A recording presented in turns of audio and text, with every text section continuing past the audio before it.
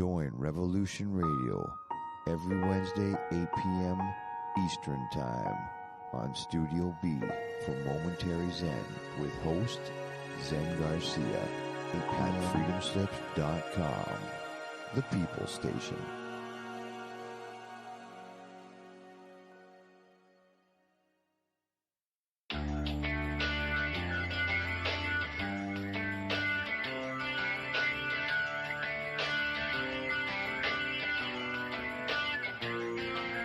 This is Thomas, a.k.a. a Mad Painter. I'd like you to join me Monday nights, 10 p.m. Eastern Standard Time for Open Canvas. Don't forget to bring an open mind. Yes, folks, that's right. Bring an open mind to an open canvas. Again, that is Monday nights, 10 p.m. Eastern. UFOs to government corruption. This is Revolution Radio, freedomslips.com. You don't need to expect us. We're already here. We did not engage in conflict that was out of line with our mission. Is it disloyal? Is it sedition? Is it treason to oppose the hands of tyranny? Never! I will never send troops anywhere on a mission of that kind without telling them that if somebody shoots at them, they can darn well shoot back. I know not what course others may take, but as for me, give me liberty! Oh, give me death! A dark cloud is finally lifting across the world as U.S. military intelligence and their global partners are destroying the deep state criminal power structure that has ruled over our planet for hundreds of years. We are free with the God-given right, and we shall not yield that right to any power on earth. Hi, I'm Scott McKay.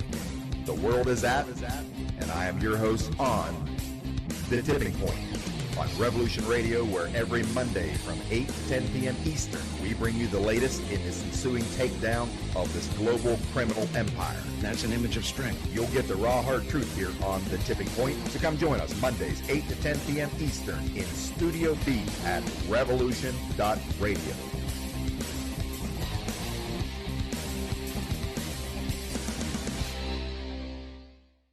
This is the people's war. It is our war. We are the fighters. Fight it then. Fight it with all that is in us. And may God defend the right. Warning! Warning! We gotta stop them! They're gonna kill us all!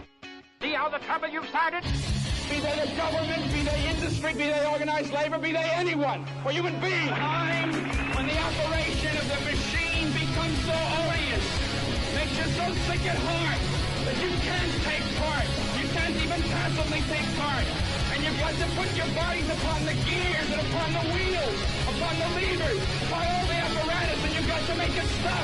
And you've got to indicate to the people who run it, to the people who own it, that unless you're free, the machine will be prevented from working at all.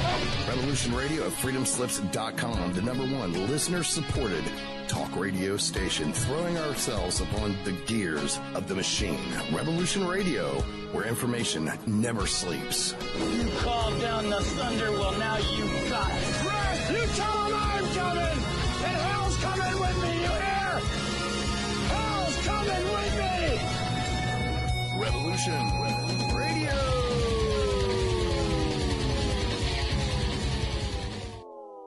Adapt 2030 Mini Ice Age Conversations covers changes in our climate due to a new and intensifying grand solar minimum. In the media, overlooking, downplaying, or burying cold weather changes occurring on our planet. This is in order to keep the global warming agenda steaming full speed ahead.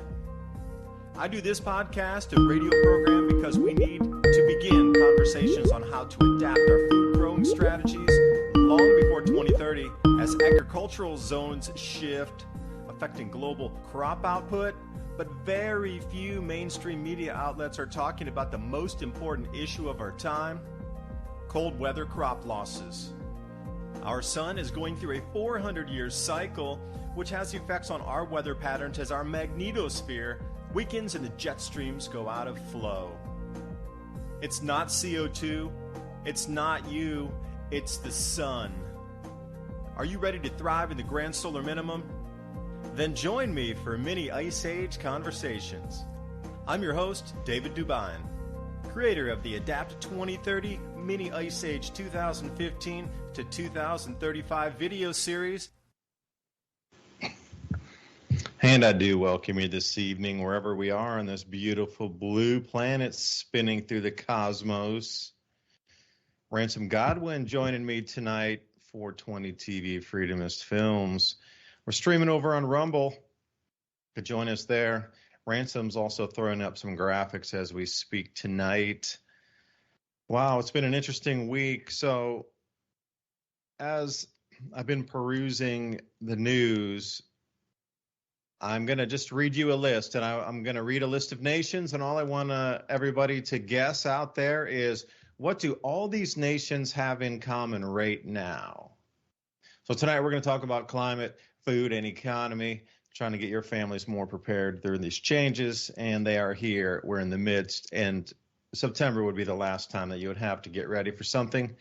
So I'm going to read you a list of nations, and this is a beginning test of what do all these countries have in common, and I think Ransom would know the answer. So let me start it here.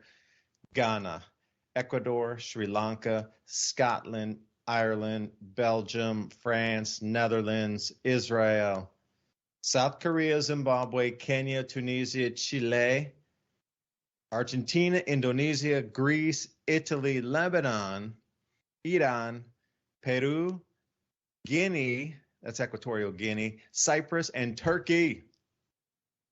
Anybody out there know what all these countries have in common? Ransom, I think I'll let you spill the answer on that one. Let me guess, they don't have enough food. Yeah, cost of living protests in every single one of those nations, mainly involving food. Food riots, for another word. They don't like to use that in the media, though. They want to call it cost of living protests.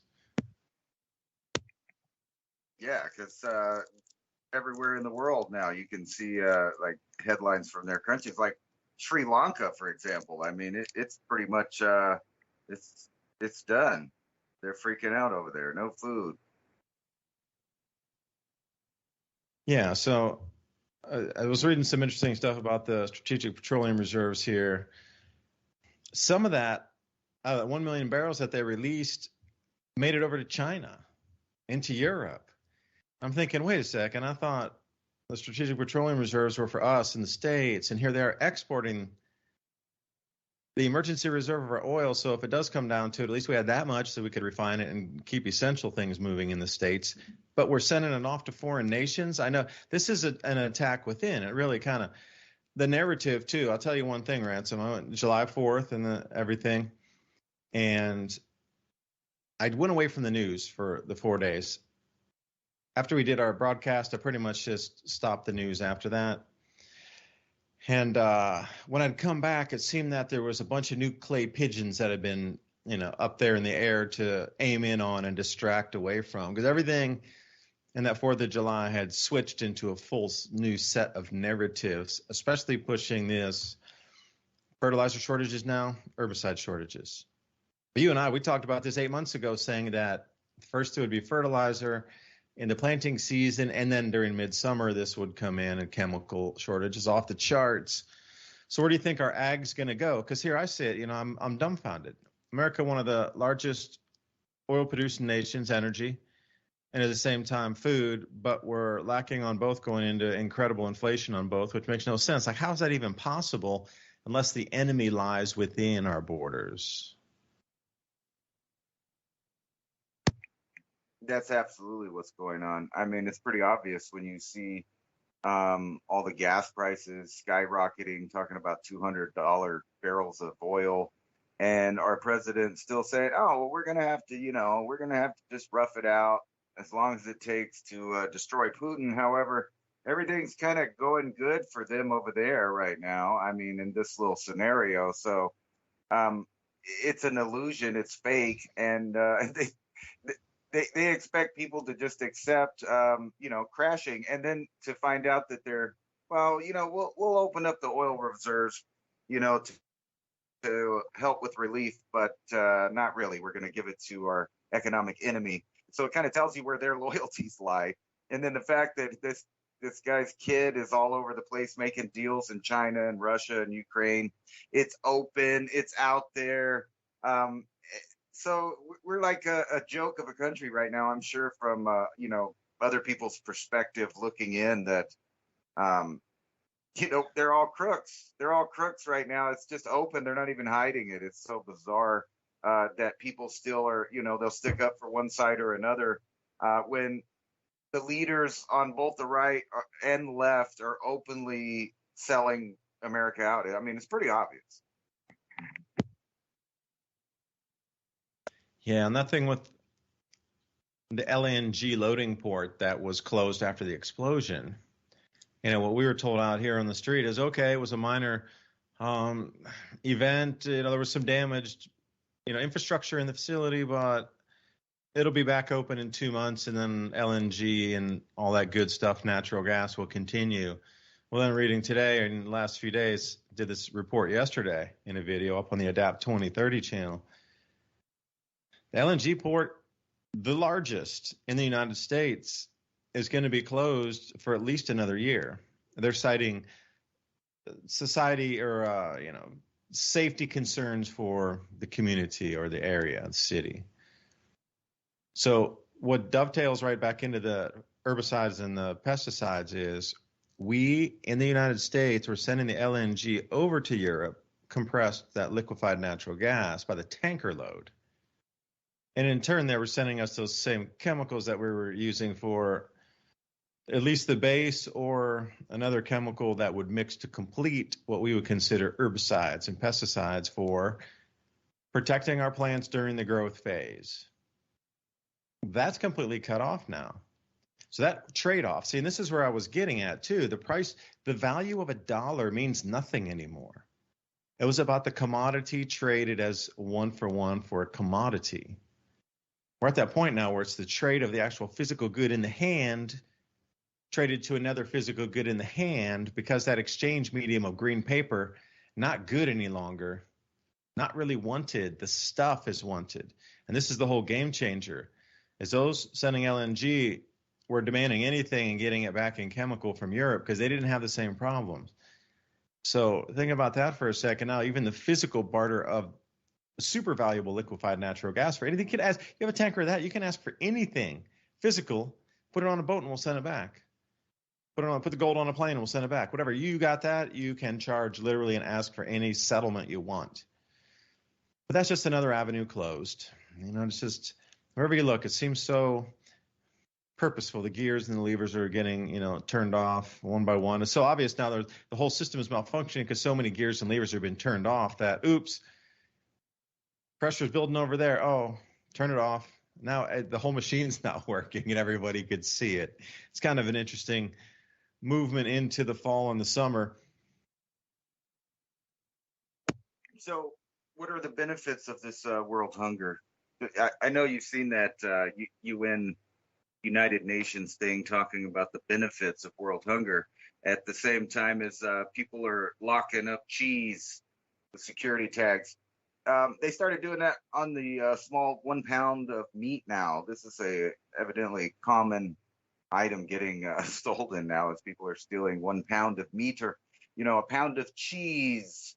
I mean, think about that. You live in a first world country and it's so bad, even though they say it's so good. This is supposed to be the best economic recovery ever, according to our administration that just gave our, strategic reserves away.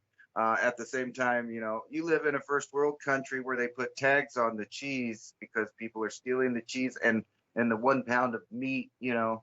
I remember when I worked at grocery stores a long time ago when I was a teenager, young adult, and actually people were stealing those items then. And there was just so much excess that the store basically just looked the other way and told us to look the other way. And I'm talking, 20 plus years ago.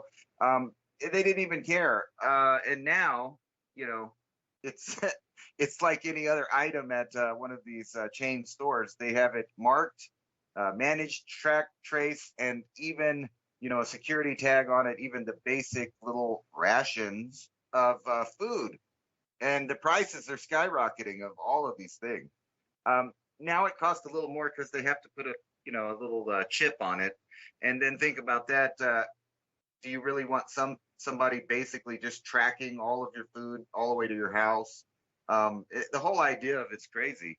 And at the same time, the United Nations here on their page talking about the benefits of world hunger. I guess there are some benefits for, multinational industrial complexes of different kinds, food, weapons, energy. They're all doing great. Those are the people that are going to be benefiting great from this world hunger, all at the same time as nations are getting prepared to have an aggressive stance towards each other for the last little bits of resources that are actually, more abundant than we're pretending that it is, because, they're still trying to convince everybody that the human being killed the world. And speaking of that, what do you think about the Georgia Guidestones being demolished? A lot of people are thinking, like on one opinion, that this is just the citizens kind of striking at the elite. And I see it totally different. I see this kind of like I don't know how to put it, like one of the trumpets being blown or something. Yeah, in the Bible. Starting gun. I think that what just happened was part of the monument's original design or purpose was to be destroyed exactly when it did get destroyed. Now, what does that mean? Does that mean the elite are now, is that the birth of the world hunger, keeping the world population under 500 million? Their go, so to speak, the start gun for the events that we've been talking about for a long time. I'm seeing everywhere on social media, everybody going, look, it's food shortages now, and it's planned food shortages. Like they're talking about all the stuff that we've been talking about for the last 3 years, basically. And they're barely just catching up to the idea that things are about to get bizarre here in the first world. And then you got to look over what's going on in Holland and Italy, and, everything's going so bizarre. Think about the idea of how the stupidity of a government telling its citizens that you can't produce meat and you can't farm anymore because, you're bad for the environment. But they don't mind the fact that they're cutting back on the main source of all the meats. And I don't know what the percentage is for Europe as a whole, but basically they're just shutting off the food. It's even worse than we talked about before, where they would kind of pretend like, things weren't doing well. They're just straight up taking action to just shut off the supply of food from the get-go. It's like an occupying army, destroying all of the fields and killing all of the livestock and saying, well, you guys can't eat. We don't want you too healthy. You might have an uprising or something, or you might actually fight the takeover. What takeover? I'm not sure. I think it's a world government thing that's going on right now, but they're not even hiding the fact that they plan on starving the planet out. I mean, it's so in your face now.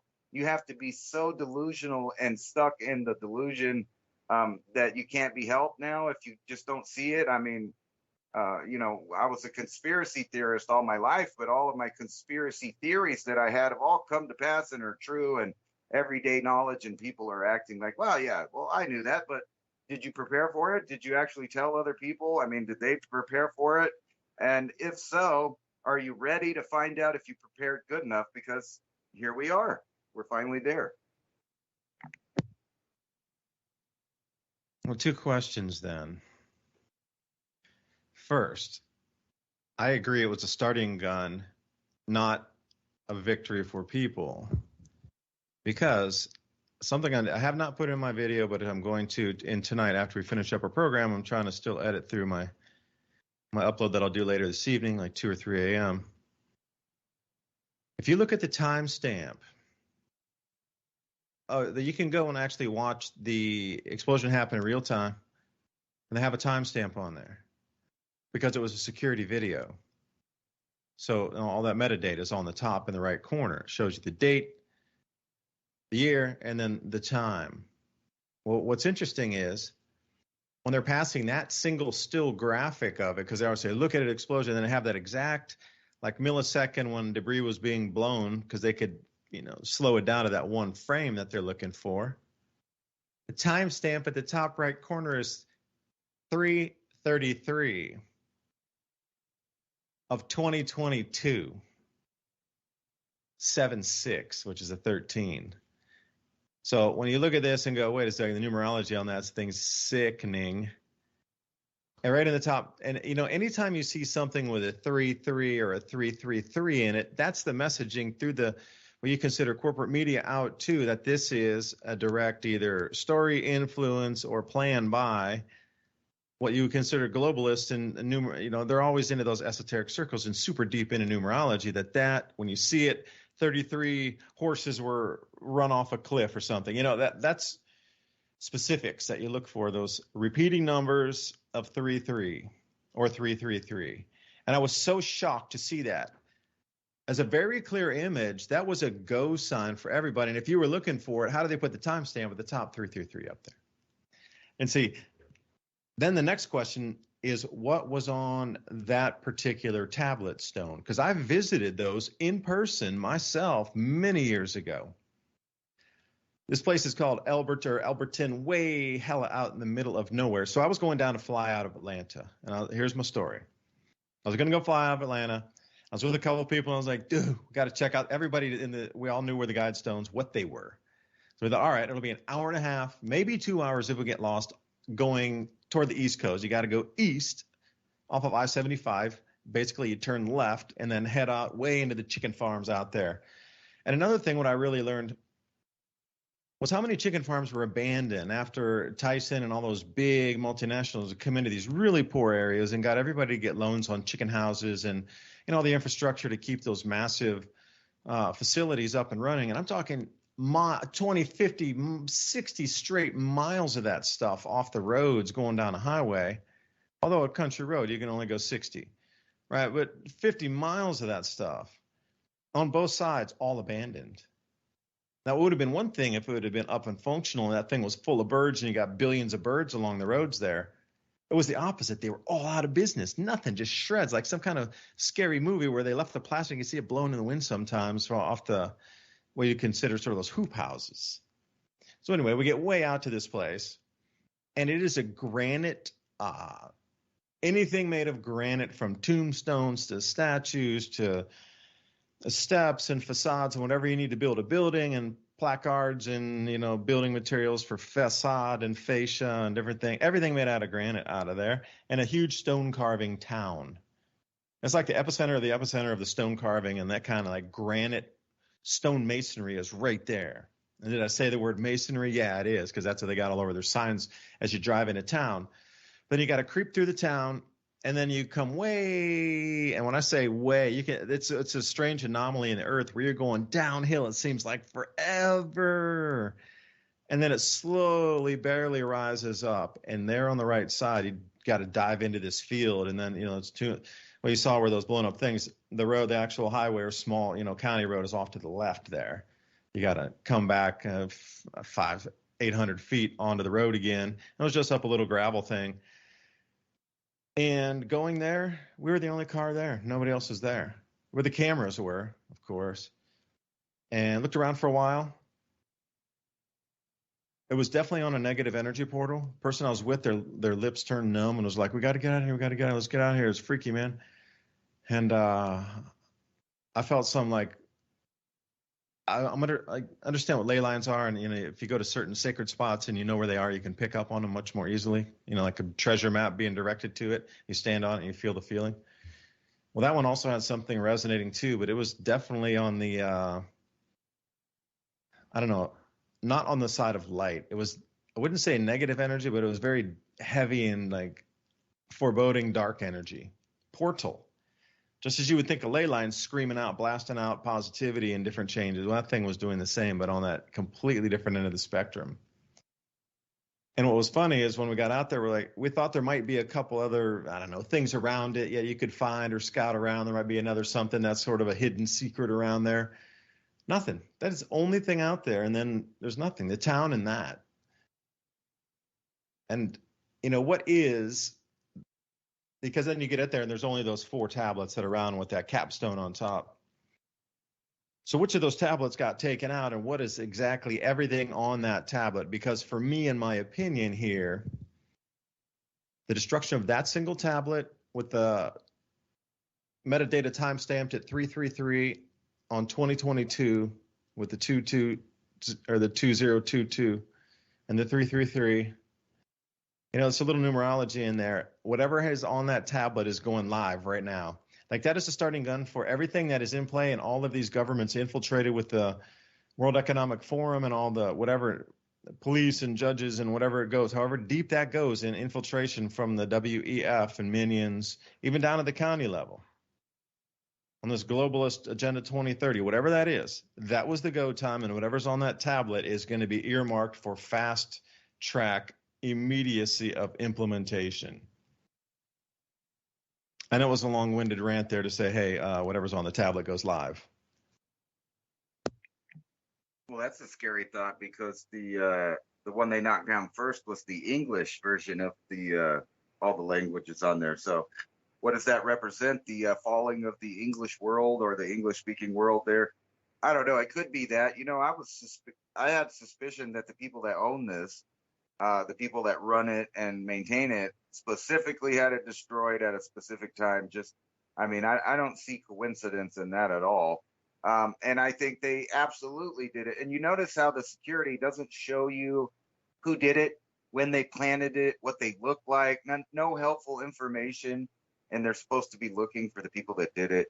It doesn't even make sense. Well, supposedly when it was Ted Turner. Now, if you knew anything about Ted Turner and, Atlanta, the Atlanta Braves, and the whole bison burger thing, and the whole high-end restaurant for steaks and bison meats and byproducts, bison hamburgers, bison steaks, etc. That was Ted Turner's whole thing, multi-billionaire. Media, sports, owner of the Atlanta Braves, huge amounts of farmland as well. And that's the same character, Ted Turner. If you grew up in the 90s, you knew who Ted Turner was.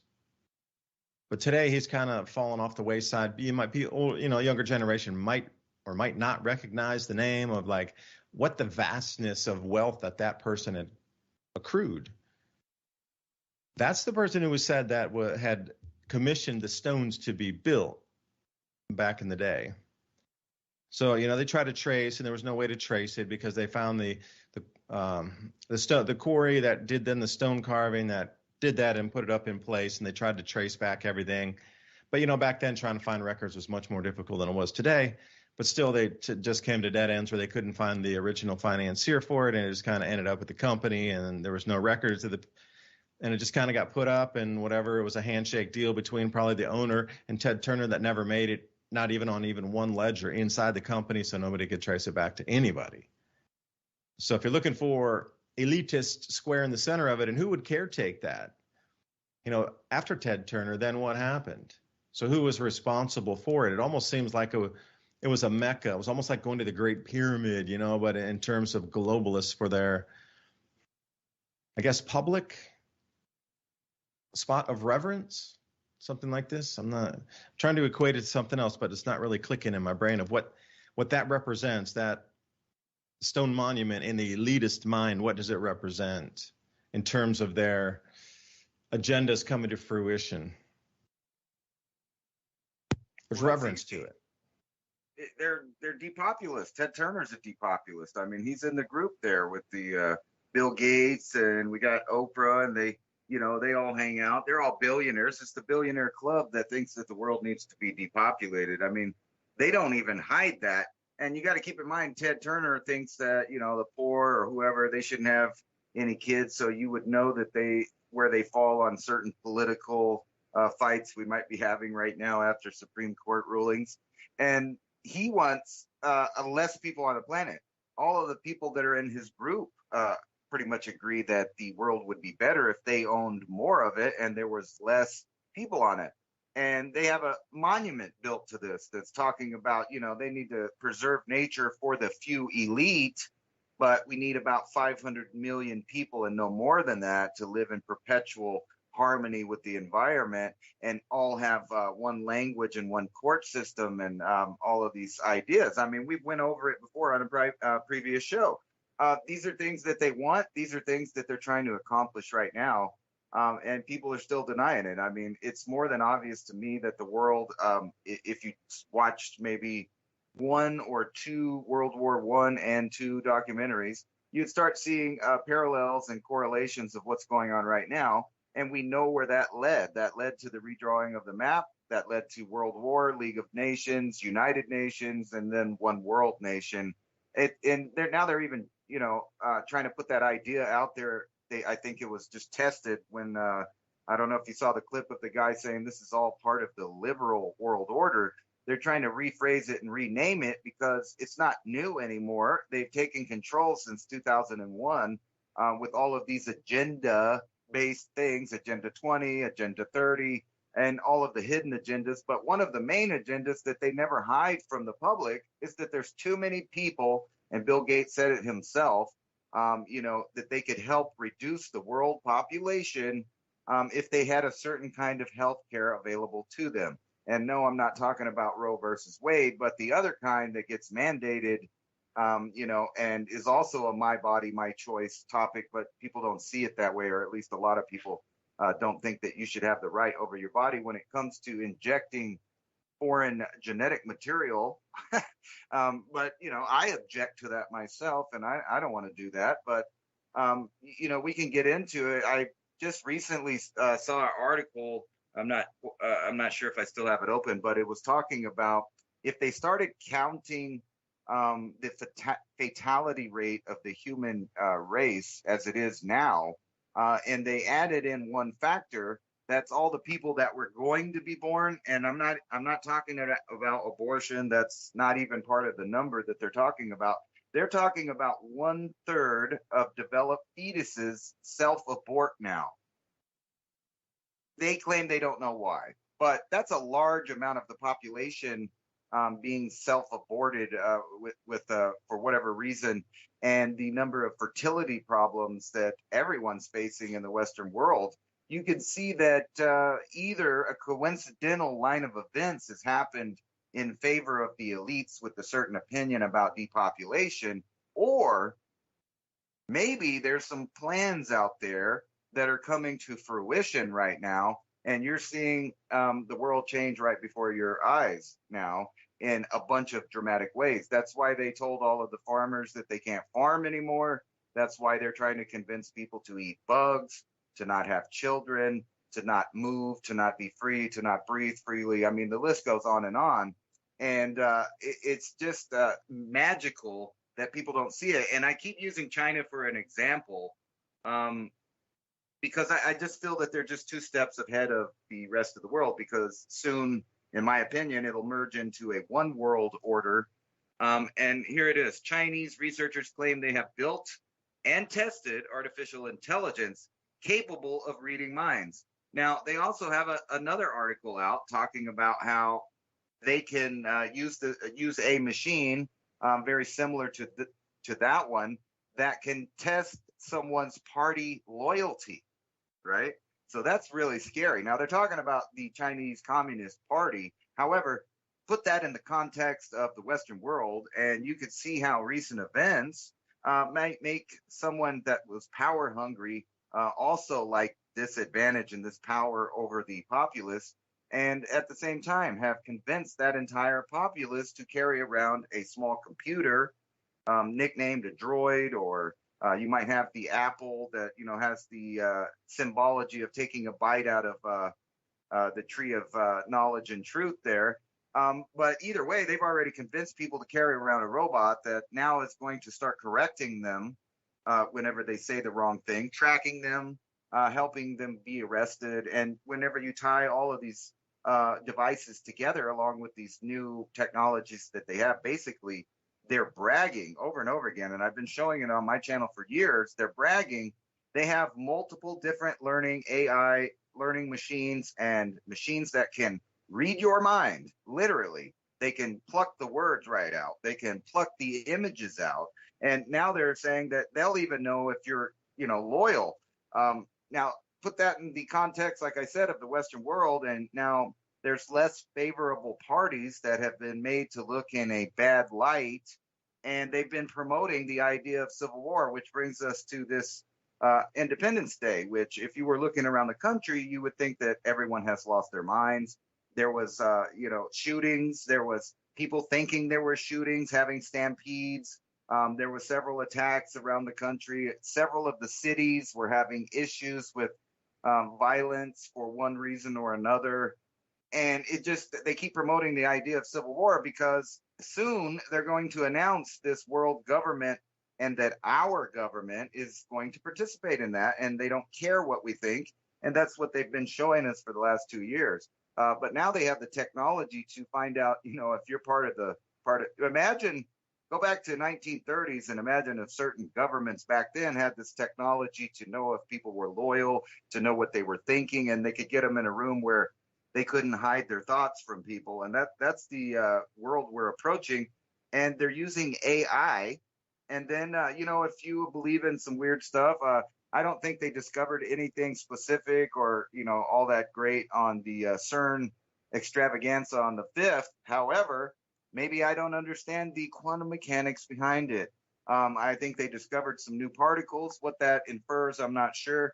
But the idea seems to be, according to them and the way that they do these little, shows sometimes at this place, is they think they're opening a doorway into another dimension and letting something through or communicating with something. So, who knows? They may have accomplished this.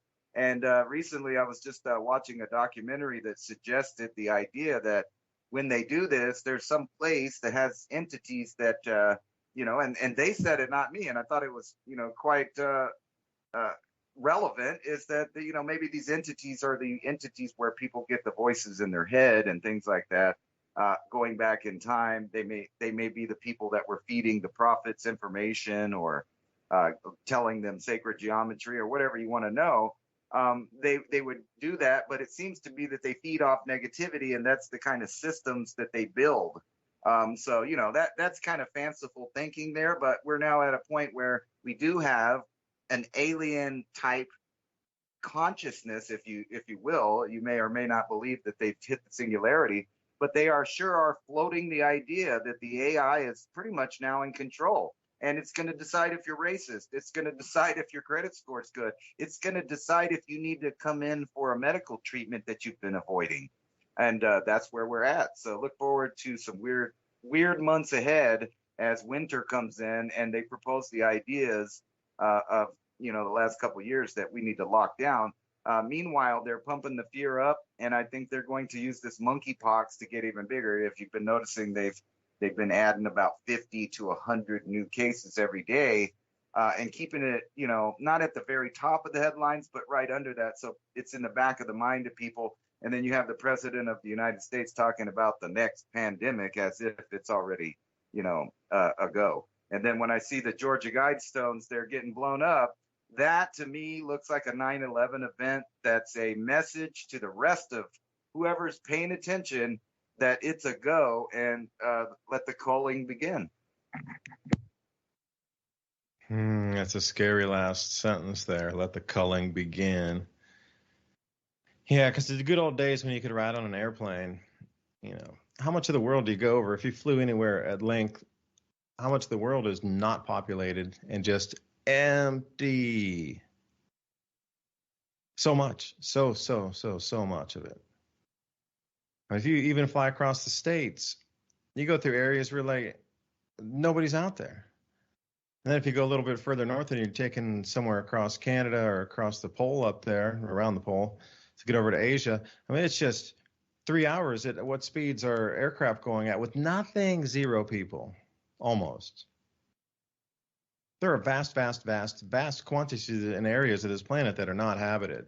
They squeezed everybody into the cities. You might think, oh yeah, you got squeezed into a city, and that's the thing, that in the future they're going to push everybody into the cities for this control. But that already happened 6 decades ago. Because when you look at it from an airplane, you got a city and then a little bit of neighborhoods, and then it stops, and then it's just nothing for a while, a ways in a while, and then it'll come back into, sort of country homes, then it'll be back in the neighborhoods, and then it'll be back into the city. But that vastness between those two, they've already convinced everybody that you shouldn't live out there. They've already convinced everybody that you need to be completely on top of each other, that you can't be spread out to utilize those resources. So it's not a shortage of anything. It's the way it's been planned to utilize and spread the resources to everybody. That's the problem. Because if you haven't flown, you wouldn't see the very vast amount that is unpopulated across this planet. And I would say it's well over half, way over half. So if I were to look at it, from that perspective, I would say those red and yellow maps of these usage zones and human habitation zones, they put that map out some time ago, and restricted zones, and it was, of the United States, it was specifically red and yellow of usage areas. That's already implemented pretty much. Because when you go out to some of those areas, there's really very few people. And if you look across the U.S. and those swaths that are already of that color, it's already pretty much few people live there anyway. So as we look at these things that are be planned for the future, it's almost they've already occurred, and it's just the imagination of it rolling out that you missed the illusion. They kept you looking into the future when the things were happening, but we've been living in it the whole time. It's never coming because it's already here. So the future is there is no future because it already occurred now. It's the illusion of future time. That's where the trap is. Well, that's where the trap has been for 60, 80 years now. Because you talked about the lead ups to these wars here, and each time, you hit something on the head there. After World War I, what happened? Well, there was an enormous amount of land redistributed and borders were redrawn. After World War II, again, the same thing. Borders redrawn and vast quantities of wealth shifted. We're seeing it again. If there's another World War, everything's going to be redrawn again. And I would believe the states would be 6 different countries. The United States will break off into 6 regions, which would be 6 different countries.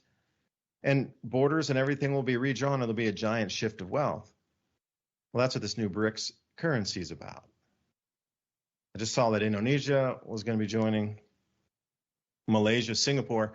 When I saw Singapore, I shook my head, and I was like, no, they're so U.S.-centric anyway on Western banking and everything Western is in Singapore, as it was from the British time too. I mean, it was a stronghold of what you consider Western business and finance stronghold in Asia would have been Hong Kong or Singapore, period. You didn't think anywhere else, those two. And now Singapore saying that they're going to stay with the BRICS. Well, they're going to absolutely upset Western partners, but they're already, this is the way it's going to go. Because as I was told, I had a call. I can talk a little public about it. I can't reveal everything, but it goes on the kit. I'm going to try to explain it like it was explained like a 5-year-old with this thing here. The United States has printed into infinitum, and we're above 30 trillion on the national debt. That'll never be paid off. And right now, the only thing holding value on the dollar to be a tradable as a world-class asset or the reserve currency is our military and agreements made prior to it. There's nothing behind it except promises of protection. That's all evaporating. Now, the new BRICS currency is going to be totally 100% backed by precious metals, gold and silver, and also semi-precious metals like copper, molybdenum, vanadium, all these different things that are going to be used in processes, nickel and tin. Okay, they're going to use commodities-backed, resource-backed, new central bank digital currencies. There's going to be real value behind those because there's something of substance that you can put in your hand. Now, as we march through these next few months, in September will be the massive mega quake. And then you thought, oh, they couldn't get any worse than that. And then in December, there's going to be, that was the foreshock. And December is going to be the magnitude 100 on the economy scale that's going to come rolling in. Now, after that point, we in the States are going to have to start using BRICS transactable central bank digital currency. So if we're going to want to get something from China, we're going to have to use the Chinese CBDC and somehow exchange from our going to be soon to be way more worthless paper into theirs before they'll even sell it to us. And the same will be with the individual nations involved in BRICS at the moment. From that place, you could use their own central bank digital issuance. Maybe it would be from Russia or from India or from Iran, or now Indonesia is joining, and just everywhere you look, all these major powerhouses. Indonesia, they got more than 300 million people in that country, massive exporters of huge amounts of commodities, especially in the oils, with all the palm oil. Now, they're the powerhouse for palm oil production for the whole world, them in Malaysia both. Like, if you're going to want to buy anything from them, you're going to have to use their central bank digital issued currency. Okay, it's out on the open market, but you're going to need to buy it with something and get your hands on it to exchange it for something. But the way it's looking over here, the value is going to shift away from here. There's nothing backing it over to a fully backed, fully convertible, whether it be physical commodities or precious metals, CBDC, and also cash, or I should say, I'm sorry, not cash, but gold or silver on demand at a certain threshold in the dollar value. So they're not going to give you $2 worth of gold over the counter or $5 worth of silver. It's going to have to be $100 or so, at least on the silver. And I thought I heard something about $1,000 equivalent in what we know today's money to be able to get anything gold in the hand, because they'll have those sizes already out, much like it was with the gold standard back when the U.S. had it before 71. It was convertible. This is what's being, and a long story short with that is the things imported into the States are going to dry up. Because if we don't have the means to buy their currency to then use it to buy it from them using their own currency, they're not going to want anything euro. They're not going to want anything dollar. They're not going to want much Western-based financial system, because the BRICS currency is going to be backed by everything. And the strongest currency on the planet will be the new BRICS currency. And those individual nations within it that are going to have their own baskets and create a one world or direct competitor to the dollar based on all the values of those other, let's say, 5 major currencies of the CBDCs within that of their own basket to equal 1, like we do with the dollar. So moving forward, Asia in the West, or I should say Asia in the East, is the new. So if we follow World War I, all the redivision of countries, nations, and wealth, and we see it World War II. Now we're going to see it again. There's going to be some kind of conflagration. I would say the destruction of that thing is ushering up, and the war is going to scale. We'll get to that point again. Currencies are going to fail in some places, hyperinflation, and then other places are going to become the dominant, because the only reason after World War II in Bretton Woods was U.S., we had all the manufacturing, we had all the factories. The war never came here. It never got destroyed. Nothing got blown up here. But Europe was a pile of rubble for 15 years. It really was no manufacturing across the planet because Japan had been destroyed. China was not upcoming like it is now. Most of Singapore was taken over. I mean, there was a lot of problems. Indonesia was overrun. There was really nowhere in the world that was manufacturing except the States. That was it. We had everything. The manufacturing, the metals, the mining, the oil, the energies, everything, the food. So you got to call the shots. You're the only one left standing. Something very similar is going to be this BRICS. They are going to be the only ones standing at the end. So the world is going to shift. You can see the shift in play right now. And I'm really thinking that these Guidestones just turned up the heat, or whatever is happening with this infiltrated governments across the planet with these World Economic Forum people are going to push their plans. And again, so how do people stand up against that, or how do we take our planet back should be the question, Ransom. Yeah, absolutely. And to some points that you were talking about, cutting off access to these areas. Here's an article from AOL right here that's talking about how LA just banned cars from its major Griffin Park Road.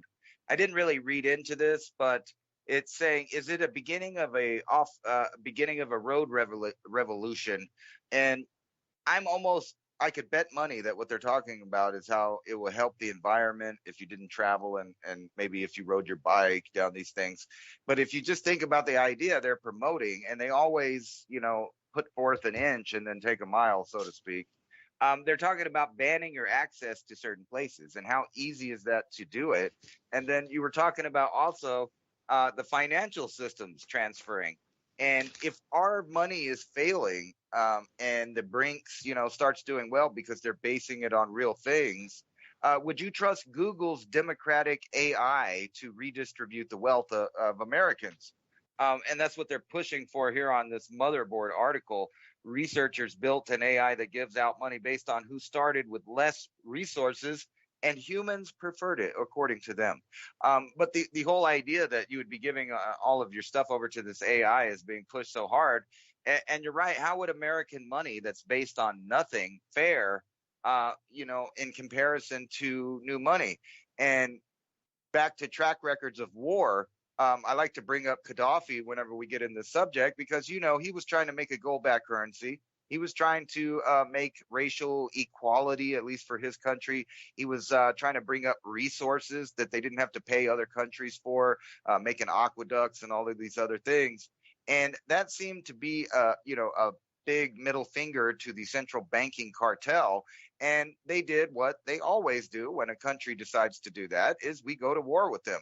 So back to the war thing, would the United States in the central banking cartel that is a player in the, I would say, negotiations for a new world order, because China, I'm sure, feels like that they have a 50-50 vote.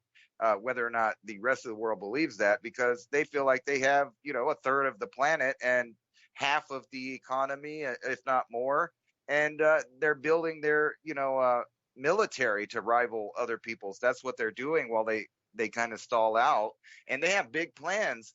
So how would America actually fare against that when we don't make anything anymore? And then I keep seeing these articles like this one, aside from Google deciding who gets what money and how, AI run factory to process 5,000 tons of meat per day. Let's not even talk about the amount of jobs that are replaced by that idea. But then just think about, they're in total control, like a futuristic dystopic nightmare, where there's only one kind of source for meat and protein products, while we're going into a time, like I said, where they're even down to the last pound of cheese or meat, putting security devices on it so it doesn't get stolen, excuse me. And then in other countries, like I said, back to this Chinese researchers developed device, they say can test the loyalty of ruling party members. So they're going to test their own government. Everybody, the citizens, everybody's under the system now. The West just hasn't woke up and realized that we're right behind it. And then you got Japan to start jailing people for online insults.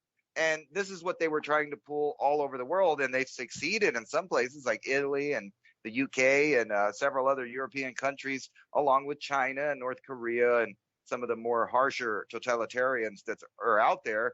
But whenever countries like Holland are telling people that they can't farm anymore, how totalitarian do you have to get before you realize that your government, wherever that is, whichever government it is not on your side and is playing ball for someone else? I mean, obviously, that's not in the best interest of any country to stop producing meats, especially when they're good at it, or producing grain, especially when they're good at it. And then you start looking at this world view of every country around the world, including the United States, shutting down food production for the regular people. But they really can't. How are they going to police and stop people from growing their own food on their own private property until the point where they tell you that your private property is no longer private and that you're not allowed to grow food because, you infect their GMO strains, or it ain't fair, or God knows what kind of political social justice warrior idea that they would come up with to tell people that they're somehow too privileged to grow their own food and they shouldn't be doing that. And even if they did, maybe they should just share all of that and, their hard work, give it away to somebody else, because that's what we're talking about. From Google down is redistributing the wealth that's left over in the Americas or the Western world as a whole. And then you think about that and keep in mind that we're all going infertile. I mean, not maybe me or you or anybody specific, but the overall population, we seem to be a population in decline that's going extinct and doing everything that's opposite for optimal survival. And, kind of our purpose on here to spread out and cultivate the world. How can you do that if there's no people? And it kind of goes back to the feudalistic system that they're setting up that we were talking about, like Ted Turner. He lives not too far from those stones. He's all about owning lots and lots of land and controlling stuff. He's a multi-billionaire, the Turner Broadcasting and what is it, TBS? TNT, Turner Network TNT. Television. Yeah, he's been living and being, made rich by kind of middle America and all of the people that he thinks are breathers and breeders that should go. Meanwhile, it's okay for him to have 12, 13, 14 children or whatever it is that he has, because he believes he has a special right, just like all of these other weirdos from Klaus Schwab on think that they really have the right to have the world in their hands. And I don't think that they can micromanage, at least yet. I think they jumped the gun. We'll see what happens, but I think they jumped the gun. I don't think they can control all these countries and all the way down to the individual citizen from growing food and figuring it out. I don't think that they have quite the hold that they think they have, but let's not pretend. They do think they have a hold, and they are going for broke, trying to do all of their plans right now. And I think those Guidestones are just, like you said, it's the beginning of the game. It's the start of the race, and they're letting you know it. Let the games begin. They even give us those entertainment movies that become, super popular with everybody, weirdly, about a future where we have to play games, because the world sucks and only the elite get to eat good and do this and that. And everybody in these little sectors, like you were talking about, breakaway states, and they got their little governors there to decide. And it's a nightmare. I'm imagining my governor of New Mexico being in charge of who gets the food. This is the lady that was whining on TV that people weren't following her orders to stay home during the pandemic and trying to shame the public. And it's just, wow. We live in a cartoon reality. And, I don't want to be too far of a crazy conspiracy theorist, but every time I see these leaders, I can't help think to myself that they can't be in charge. It's impossible for these imbeciles to be running the planet. And if they are, God help us all. Yeah, and they keep talking about insect farming, the insect farming industry, the green industries. And I talked to Diamond last night, and we got into a go-around with these massive solar panels that they put out there in fields and whatnot. Like how much heat destroys all the insect population, and birds get blinded flying through, and they just have so much destruction of the natural ecosystem around it because, A, it's reflecting heat, and it's absorbing heat, and reflecting that off in the evening, and those microclimates are very different because of the heat absorbed in those devices. But at the same time, they're incredibly reflective. So anything that gets in there is also getting fried. So they find a massive, massive drop-off in insect population around any of these what's considered green technologies. And we could go ad nauseum about how many birds are killed by windmills, those wind turbines. But this whole insect farming industry, see how it's been a gradualism up to this point now, and it seems like if they can't sell you on eating black soldier fly larvae as you eat them as caviar, that they could at least get you to consider that your chickens, pigs, and fish could be fed on black soldier fly larvae. So, there's like a bait and switch a little bit, sort of, and everywhere you see where it's pushing. And there were a couple scary angles, like on the helicopter drone footage of the aftermath. When I looked at it, there was one that was sort of like a desert-colored view of it. It was really heavy on the sandy colors. It looked so ominous, like a pyramid had been blown up. I tell you, it was spookiness in the imagery of it, watching that drone fly with that specific coloration in it.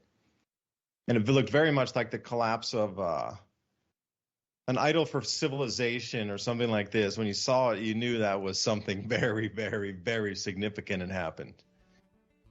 So we'll see what does occur. And also, when we come back, we're going to talk about the 12th of the month. What's going to happen then?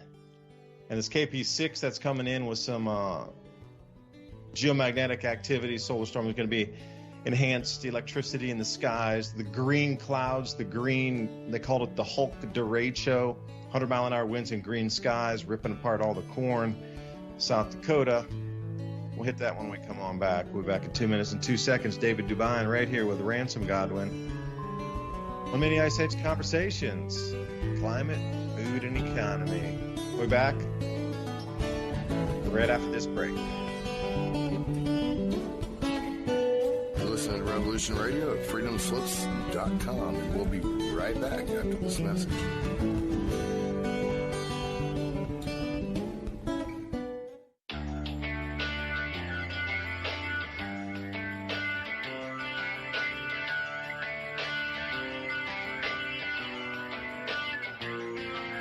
This is Thomas, a.k.a. a Mad Painter. I'd like you to join me Monday nights, 10 p.m. Eastern Standard Time for Open Canvas. Don't forget to bring an open mind. Yes, folks, that's right. Bring an open mind to an open canvas. Again, that is Monday nights, 10 p.m. Eastern. UFOs to government corruption. This is Revolution Radio, freedomslips.com. You don't need to expect us. We're already here.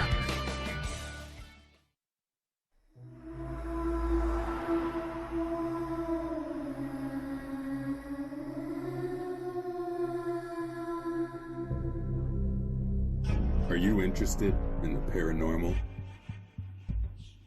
Murder mystery? Real natural law? Do you enjoy interviews with amazing guests? Then join Crypt Rick every Monday night, 6 p.m. Eastern Standard Time, right here on Revolution Radio. Studio A, freedomslips.com. Crypt Rick's I've been thinking. Welcome to the Crypt.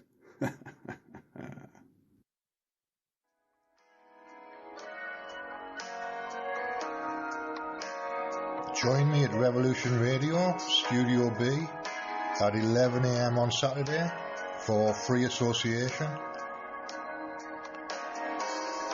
when we take a look at philosophy, spirituality, psychology,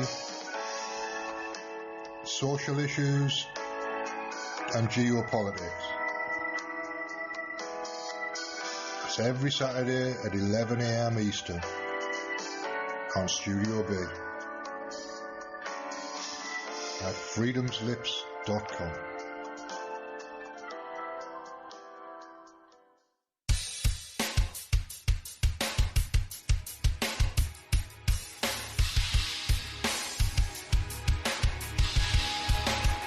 Enter into a world unseen on Raven Star's Witching Hour. You will encounter eclectic topics from the realm of spirit brought into our matrix of truth.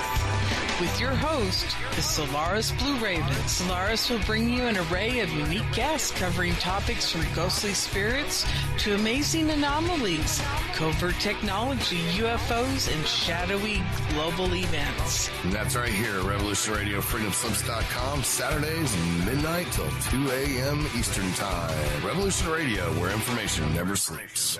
Let the magic rise.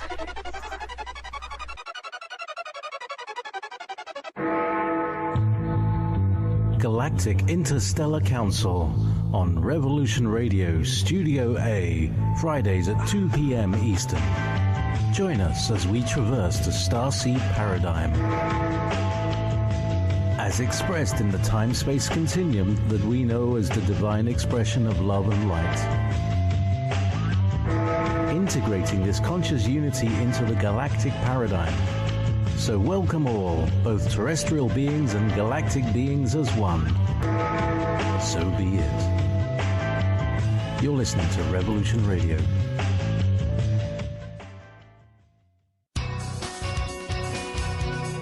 Thank you for listening to Revolution Radio at freedomslips.com. Any commercial advertising you may hear in this program is of the sole discretion and benefit of the host of whose program you are listening to. Revolution Radio does not endorse any commercial products, nor does it accept monetary compensation for on-air advertising of commercial products, nor will it ever. We are and shall remain 100% listener supported. Any product advertising on this program are considered used at higher risk, and Revolution Radio shall not be held liable for any claims or damages received from any product advertised within this program. Revolution Radio, where information never sleeps.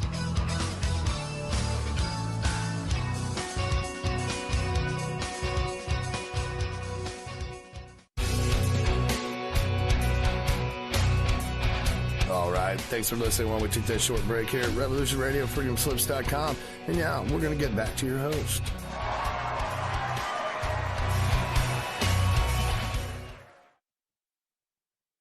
And welcome back for the second hour of Mini Ice Age Conversations. It's all about climate, food, and economy. Your place in the middle as well as mine as we move through this together. talking about this grand solar minimum, that's great, and we can identify cycles, and you're starting to see things in the skies. And green is what I wanted to talk about, the Hulk derecho that rolled through yesterday. The atmospheric halo lightning and, red sprites, blue jets. I mean, these things are becoming so all off the hook in certain terms of the size and the amplification of it.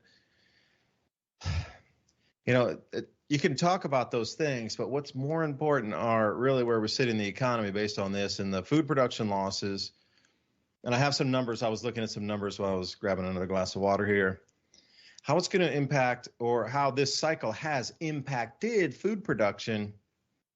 The elites were running cover stories with the fertilizer shortages, creating some of these bottlenecks in supply chains to then explain away why there were such grandiose food shortages or yield declines.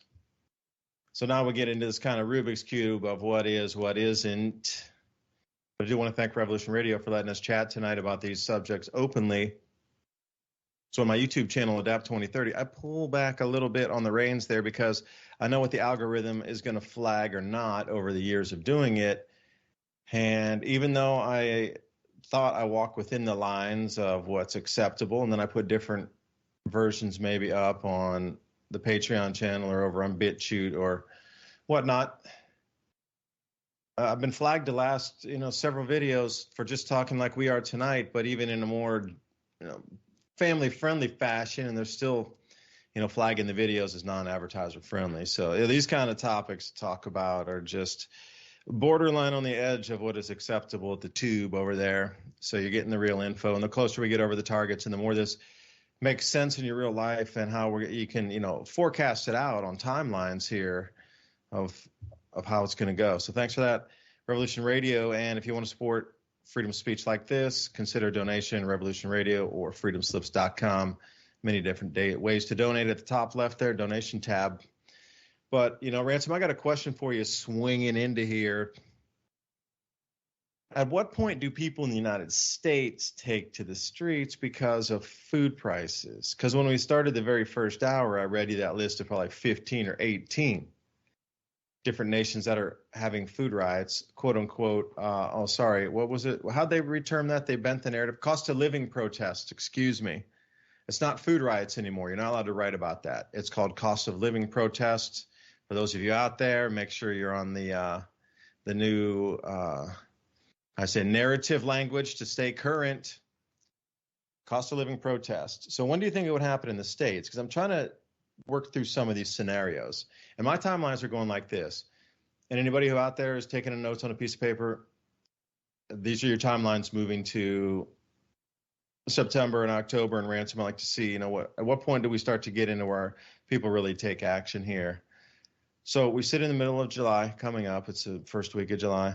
There's going to be doing a lot of crop tours coming up at the end of July and into middle of August. The crop tours where they go around and visit the fields and get a good indication of how much is going to be available for harvest on the yields. They're forecasting, of course.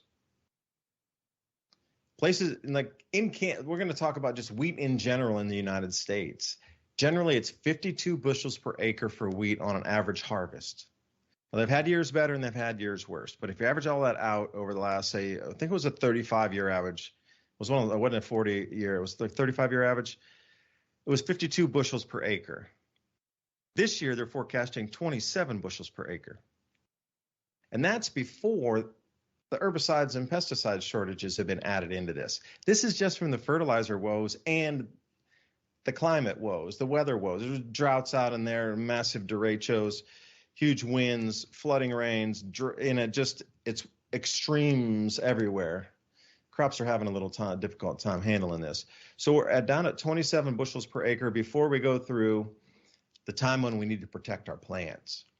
So we don't have the plant protecting chemicals anymore. There's no more herbicides or fungicides or anything. So what if it gets hit with mold and blight? Well, the fungicides aren't there. You're going to lose part of your crop. We can't control the grasshoppers or any kind of the aphids or whatever it would be. Those pesticides aren't there. Now, I'm not a fan. I'm just saying the way it's done right now, we need that, and it's really hard to stop an almost $1 trillion industry cold and have them flip to a new system in a matter of a year. It just doesn't happen. I mean, that's a decade at the minimum. So the yields are going to continue to decline. So 27% from fertilizers and just natural weather woes. And now we need to slash off a few more percent for insect damage, and we need to slash off a few more percent for competing plant species in the rows because they don't have the herbicides to knock out the other grasses and broadleafs or other weeds out of there. So the fertilizer put on the plants, some other plants are going to absorb that, so the yield's not going to be as high out. So, you're going to have to knock another couple percent off of that, at least. I would say another 2 to 3 bushels for each one of those. That brings us down like 20 bushels per acre. And then they're going to come into the crop tours, and then, once the word's out on this, August is the very latest where they're going to come back like shocked, like Bonely goes to White, like they've seen 100 Sasquatch run in front of them and talk with them in the forest, and they come back all freaked out. They're going to be like that from this crop tours here. And then word on the trading street is already, I'm telling you already, that the traders are planning on taking physical delivery as much as they can of the corn supply and the soybean supply coming up in September, because everybody knows if you can get it in your hand, 1 minute later you can charge double for it or 50% more for it just because you have it and most people don't. So the record amount of contracts standing for delivery this September is the highest ever recorded ever, and it's 15x the normal. Like usually they'll have a 1% that want to pledge for delivery. 99% of others are cash settled on most time. There might be a 2% year, like 2011 when it was really terrible. Companies decided to take delivery and to try to hedge themselves against next year's planting. And that was 2011 and 12. But beyond that, generally it's never gone. It's around 1% of people on those contracts would actually take delivery. Well, this year, that's already 15% of all people with a paper contract want it. But there's more paper contracts in corn and soy than there are actually in all of the grains in America by about 300x. I think it's 300, just like I know for sure it's around 350 ounces of silver on paper for every 1 ounce of gold. And when you're talking about bushels or contracts controlling 5,000 bushels for corn, if you're going to get a corn contract going out into the futures market, you're going to be holding like 5,000 bushels on a single contract. Okay, I want my 5,000 bushels. I want the physical delivery. Everybody else does too, and there's not going to be enough to go around because the amount of corn contracts out there actually exceeds already pledged on what we can grow for the entire United States. They're not going to be able to deliver. So this is going to send a massive chill through a lot of markets here coming up in September. So you can see how quickly this is going to arrive. So Ransom, I'm looking at your timelines like, just what I told you, how expensive do you think the food will get? And then how long do you think before people are going to react like they are in all these other countries here across the states? I'm trying to put a timeline. I'm trying to wire in my timeline, but you got pretty good optics on it too.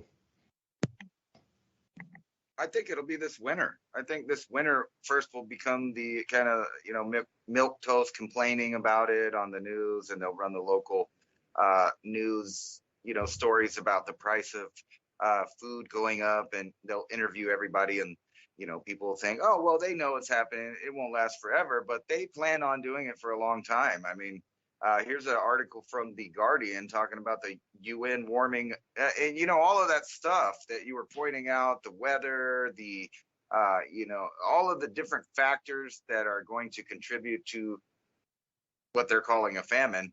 Aren't even what they're blaming on. It's really Russia's fault because Russia's going to blockade, 50 million people in 45 countries, they're going to make them have famine. That's according to this article by The Guardian. But I think in the United States, it'll be like overnight. You've seen people in the United States throw riots, protest, whatever you want to call it, mostly peaceful riots over other things. Of course they'll do it over food. And not only that, they will fight inward because they've already set the stage for this idea to happen where the rich are getting richer and the poor are getting poorer. And, we need these socialist programs to help us out here. There's a whole, group that wants to do that. And think about how much power they'll get, like in other countries, when things actually start to get bad. And then they start realizing that, they won't recognize it as a class thing so much as a inequality, possibly even racist thing, that so many people are on assistance, and then the price of food is skyrocketing, where they realize their assistance isn't really that much assistance because they'll spend it all on things that don't really last for a month, and they'll start to get angry. Now, a couple of years back, the EBT system, I think it was in Louisiana, shut down, and overnight there were basically riots at the Walmarts and other food stores. I remember one time it happened in Texas, and there were people, running out of the store with carts of food at the HEB and at Walmart. So I don't even think it'll become, or it won't even take but a couple days when the reality hits the public that things have changed overnight like they seem to do. I think that'll be this winter, actually. I think that'll be the main topic this winter, is the expense of food. But all of these people aren't getting what's actually happening, is they're being turned off slowly so that they could get used to a new system of not so much plenty. And when you look at these, governments, rich people, billionaires buying up all of the farmland, exactly where they're trying to attack people. They're trying to attack people's stomachs, because that's how you control populations, and that's how you get rid of populations. But I think it'll be this winter, your question. This winter, I think you will start to see a bunch of milquetoast type complaining. But the very first time that people don't get their food in some of the inner city areas, you were going to see riots, things burning. It'll be a repeat of the last couple of years, just for a new topic. And that seems to be the plan, is to have a self-destructing U.S.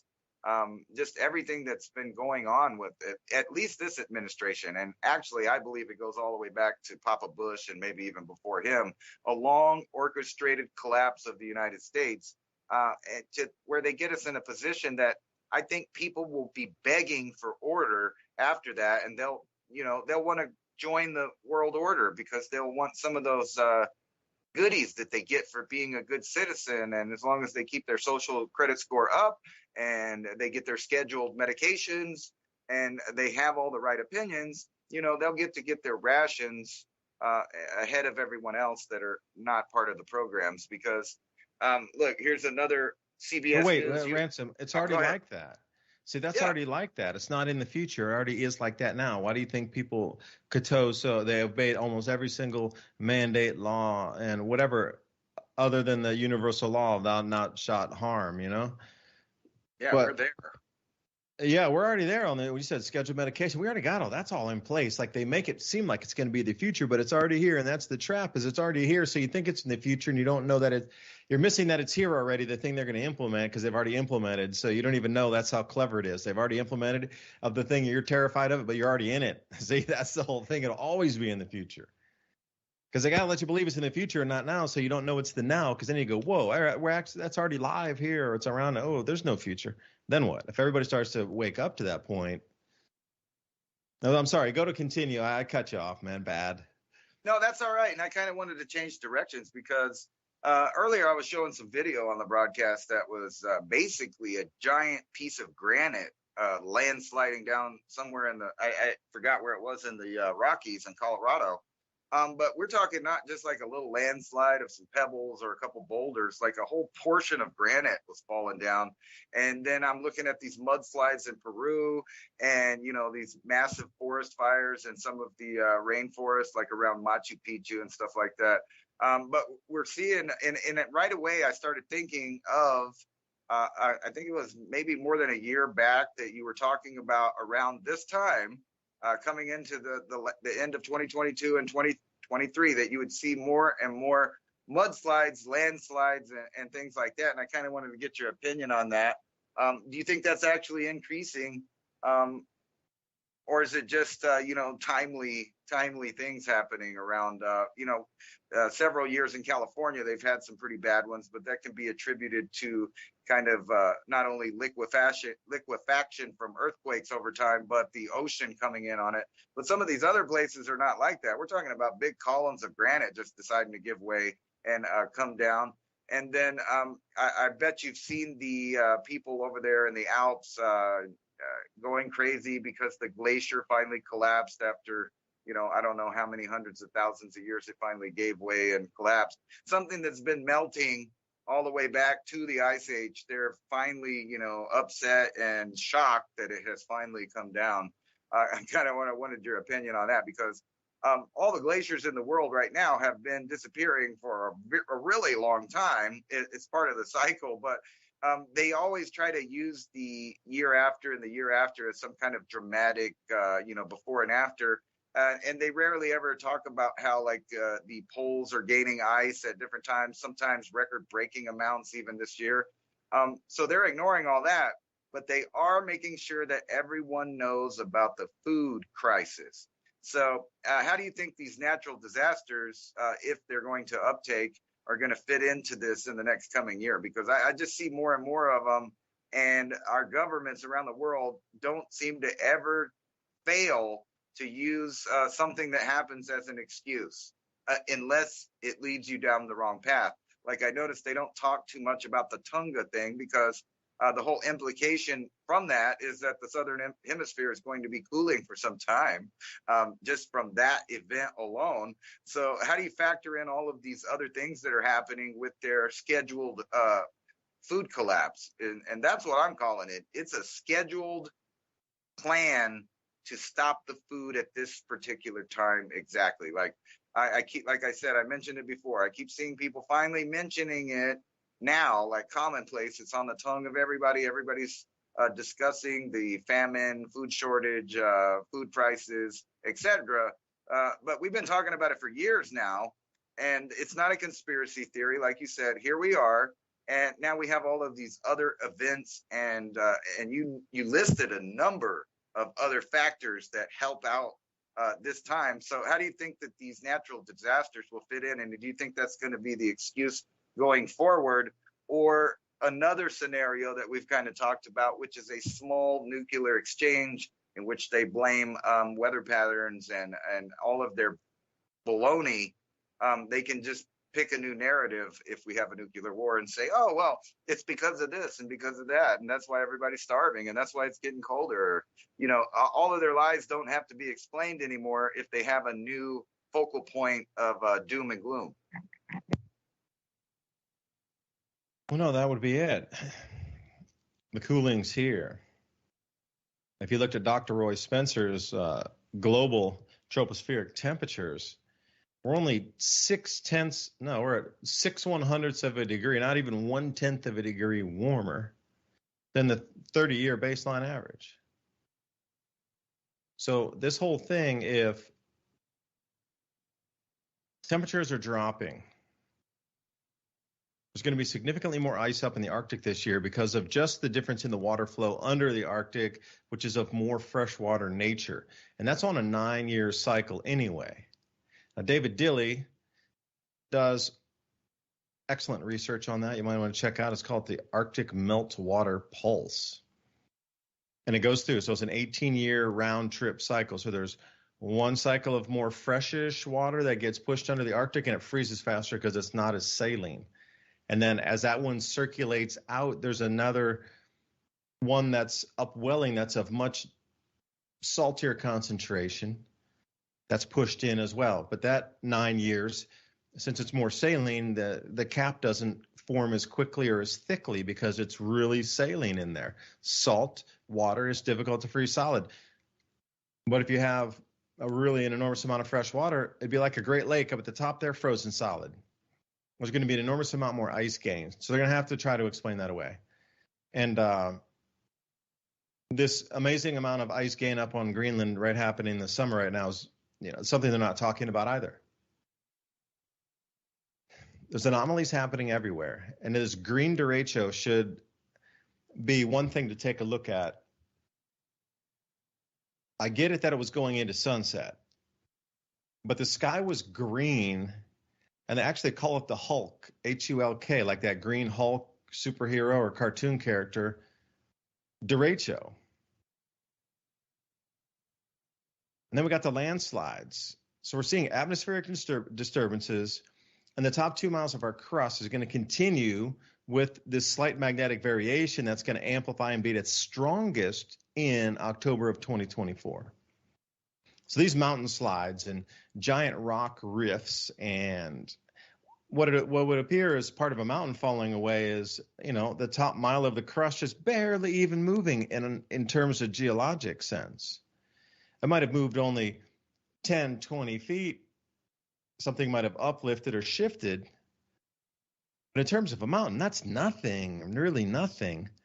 As we move forward into October of 2024, these anomalies on the surface of the crust, whether you see it's landslides or we're seeing a lot of railroads going down too, a lot of derailments. Well, that's also something happening in the top like 50 feet of the crust where it's no longer stable, something shifted. You got to think about it. If we're coming into this magnetic perturbation time or variance from normal or just different than the normal, the Earth's crust is going to behave differently. There's going to be liquefaction where there might sinkholes. Things just might liquefy and turn into that sludge or, what you consider quicksand.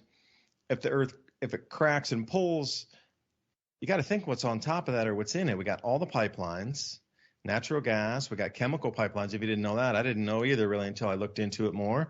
There's actual chemical pipelines to factories from, areas. If it's within reason, they send it by pipe over to an area. And then we got all the electrical conduit. We got all the fiber optic cables that are running out for all the internet. And then we got the rail lines, the bridges, the highways, the locks nobody's talking about. They're so far past repair. They're 20 years past their last repair date. So from a prepper's perspective, if you were to look at that can, it's 20 years out of date, and you'd be like, that's a little old, time to throw it away. Well, the locks, if there's anything remotely happening with Crustal, the locks are going to. So what I'm seeing here is a mass upset in what our current society and civilization understands as stability. The elites and these globalists understood this cycle was here again. Losing food to different weather anomalies is one thing. But when the crust of the earth starts to rift enough where it disrupts everything that we know that delivers everything, that's a whole game changer in itself. And that will be here amplifying day by day, month by month until October of 2024. How long is that from now? 2 years-ish. We got July, August, September, October. Yeah, 2 years and 3 months. So 2 years and 3 months. I mean, you can remember back from COVID, that beginning of COVID at the end of 2019 is about the same amount of time from then to now. And if you can remember from then to now, that's how quickly from now to this complete second magnetic field in our solar system is going to happen. And it's going to get weirder by the day. And so are the restrictions in the chaos is getting weirder by the day. See, I see these two as paralleling each other, if not actually winding like a DNA strand, moving forward with each other. Because the chaos and disruption in society and supply chains and all these man-made breakdowns are disguising or distracting you from all the actual natural destruction of our infrastructure, causing breakdowns in the supply chains and disruptions to food supply.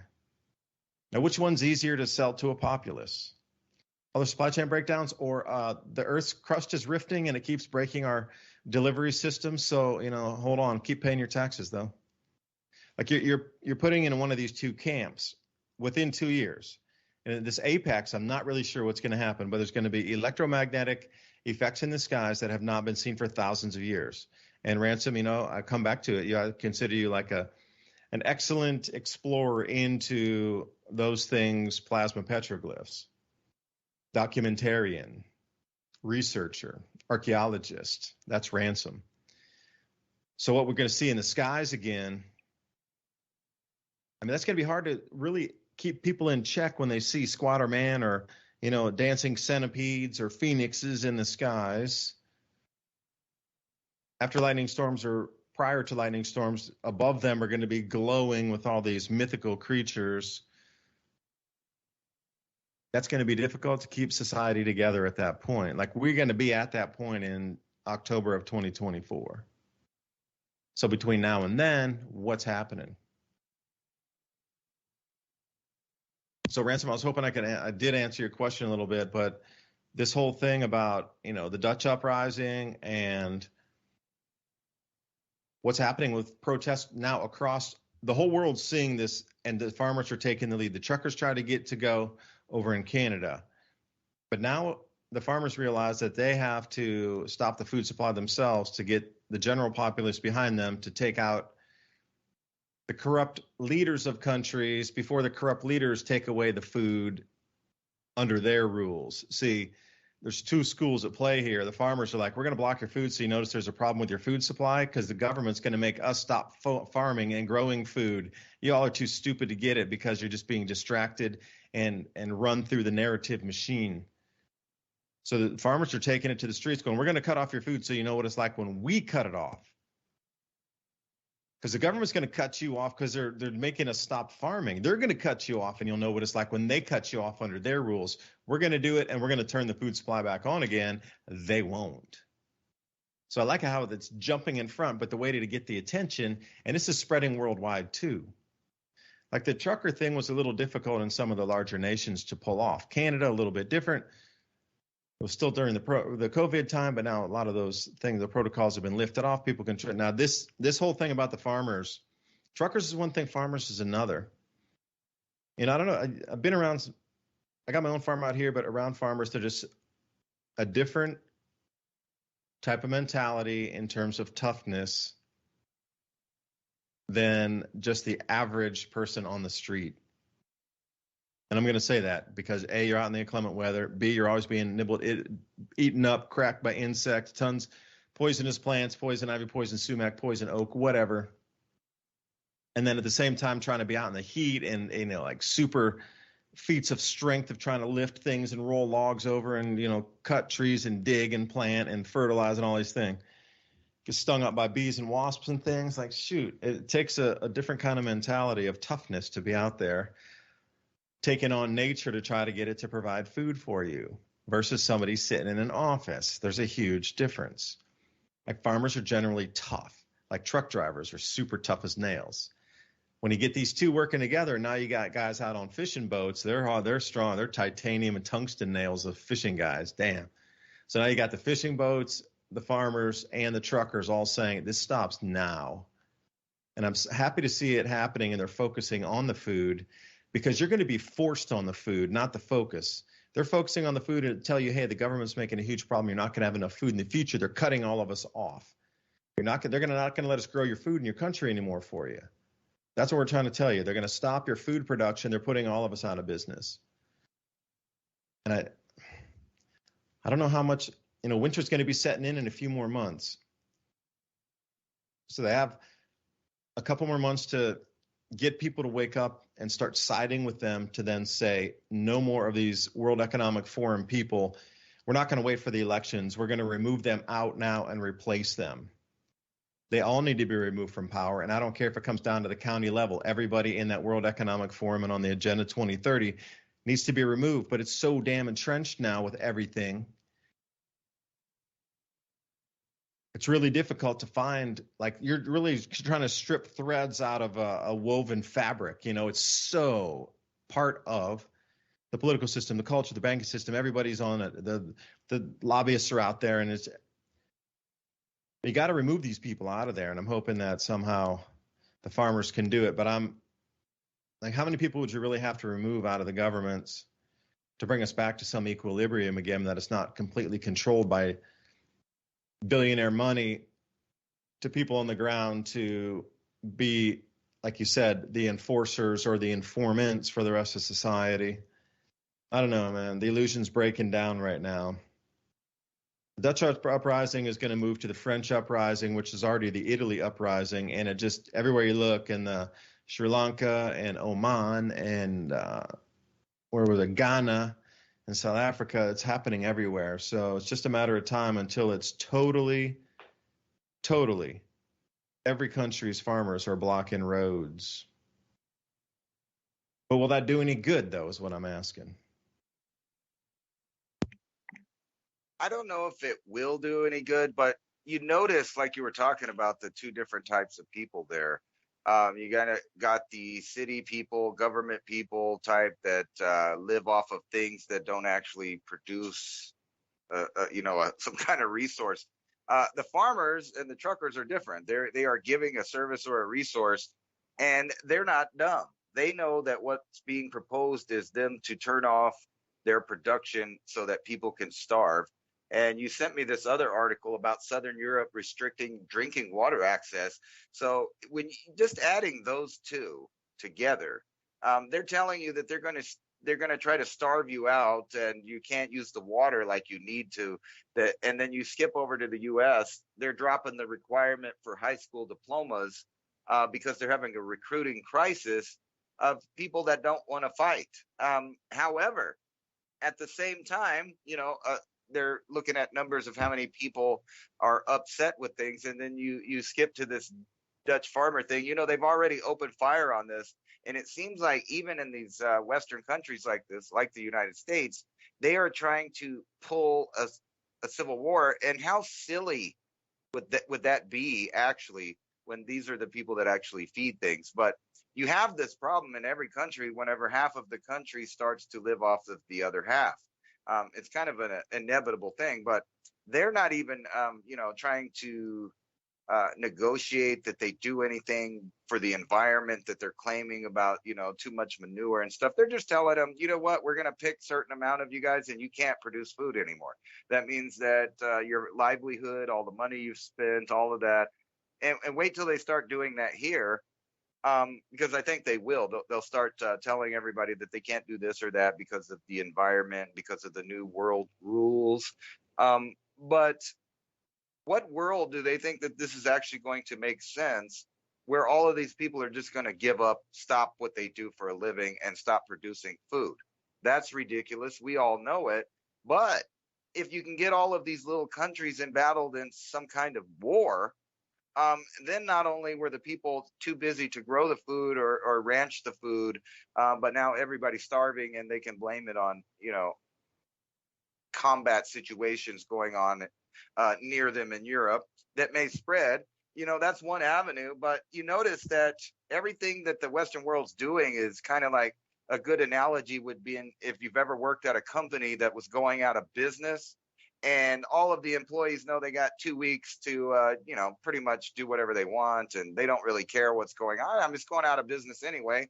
I'm going to steal this. I'm going to take that. I'm going to stop doing this service or that service. They just all stop doing their jobs, and they have no respect for like the building or the company as a whole, because they know it's going out of business. And it seems like our government is doing the exact same thing, and some of the European governments are doing the thing. But while they're going out, they're trying to do whatever they were paid to do or whatever they were pushed to do, in which case it's obvious at this point they're trying to starve out the world on purpose. There's no accident. I mean, really, how can you even make the argument that people need to shut down food production in the middle of a food shortage?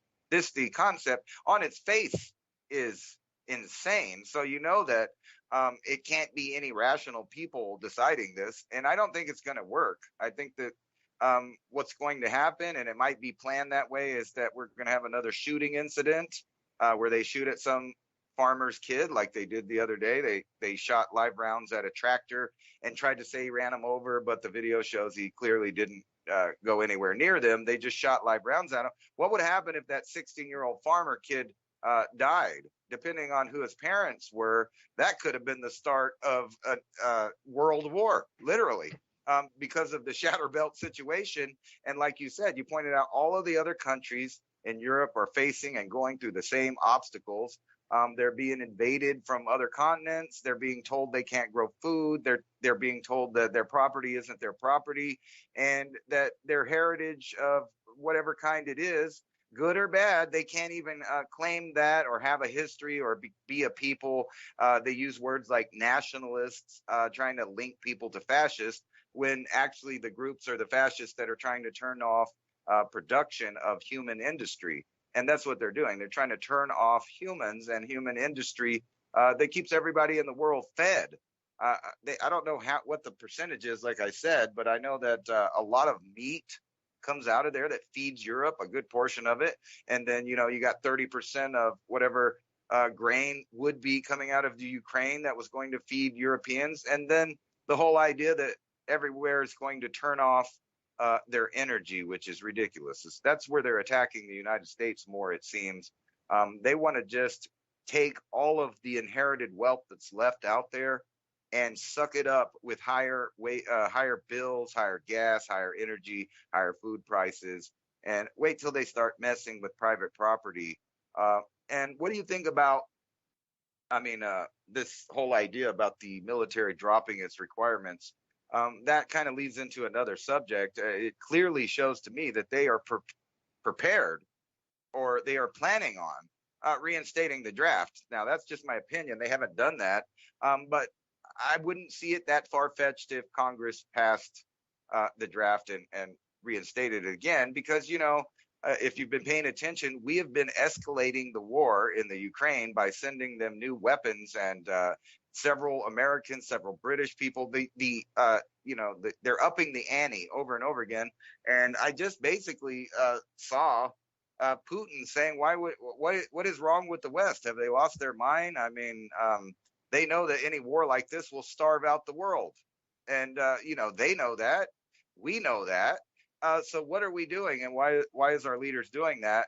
And the only way we can fight back is to just opt out. Everybody needs to opt out, just like those farmers in Holland, and say, no, we're going to do our thing. And you know what? You can pee up a rope, so to speak. That's the only way. It's the entire world. And I know we've talked about this before, but if the entire world says no, that's the way it's going to go. And these little squirmy, weaselly billionaires that think they run everything will realize that they don't actually. But as it stands right now, they have plenty of fandom and people willing to follow these new religions all the way to the end. It's like a world full of lemmings with, a few of them realizing, hey, you know what, it's probably not a good idea if we jump off the cliff, but still hundreds of thousands or millions of people are doing it. They're volunteering to do it. It is a crazy time. And I think that's why this, the Supreme Court is dropping all these rulings. It's just to not to, give anybody a win, but make everybody feel like everything is uncertain again, right when everyone gets used to the way things are and says, hey, that's legal or that's not legal. We're going to change all of that so that you can argue about it for another decade while they transfer the rest of the wealth out of the country, while we don't produce anything. Our kids don't know how to make anything. And matter of fact, what's so funny is the idea that they dropped this requirement also means that they're sending a lot of people that might not be ready or could go to war as a functioning fighting person, maybe because we used diplomas, at least in the past, to at least see if somebody could do the basic things asked of them. So now we're not even going to do that. And I'm sure you've seen the change in our military over here and what seems to be its strategies that don't seem to align with the American people. So I don't know. We're in some deep stuff. We're going to start having to wear everybody really tall farm boots up to our knees because we're walking around in it right now. And I'm desperately trying to figure out new ways to grow food right now. I'm concentrating on it. I'm taking it serious. I'm not a rich person, so any kind of resources I get are going into making things that I don't have to pay for anymore, because that's the only way, is to opt out of the system almost completely and stop paying these multi-billionaire companies, the food ones, the entertainment ones, and all of the ones tied into war and government. Just stop giving them your money. I know that they're going to take some quote unquote taxes from you, but you don't have to volunteer the rest of it. We don't have to do that. We can vote with our dollar, and it would scare them if everyone started doing it. Well, you have to think about how this has transpired so far since the beginning of COVID. What we saw was the wipeout of all small business, pretty much. And the only thing left is corporate entities to go purchase from your food. So it's not such a stretch for me to see that things are still continuing to be very abnormal in society, or just everyday waking life is the twilight zone. So how long would it be before there's such chaos that they would implement a digital rationing system, a digital ration card, for you to be, you would just expect that. It wouldn't even throw you off that much, but it would be another level of control, because a mom and pop could not, abide by that. It's a family store. It's just for the neighborhood. It's a neighborhood store. They know all the families there. Perhaps they would just sell over or whatnot. They wouldn't even require you to have the card. They wouldn't require you to have the jabs to get in. But then those types of secondary sources for food are pretty much gone across the United States, in many parts of the world, I should say. So we've all been funneled back into corporate control, because really, where are you going to buy a lot of foodstuffs from? It's all coming from the big box stores or large supermarket chains. There's very little mom and pop left. And that's the whole sad thing. And they've done this with every single industry. So it'll be truck drivers. Well, now they can implement. So when they talk about these top-down policies, and it comes from whatever XYZ authority or committee, and then it says you have to implement it. Well, all the corporates are going to implement it without question, because that's what they do. They're part of the system. So yes, you're going to have to wear masks. Yeah, you're going to be vaxxed. Yeah, you're going to have a digital rationing card. Yes, you're going to have to do this. Yeah, you're going to. But the mom and pop would be like, no, I don't really care. So come on in. So this is the only way they can do it, is to have the complete control, is to take out all small businesses, and the whole middle class needs to go. And if they can leave only corporate controlled entities left for you to go through to get your basic needs, then they have total control over you. So getting off the system, I totally agree. We need to be able to grow some of our own foods, filter some of our own waters for catchment. What about fuels? You're going to need medicines as well. You're going to need full communities to work together. But I'm starting to believe that that's a little more of a stretch to try to get communities to work together in that fashion that we would have in our heads, Ransom.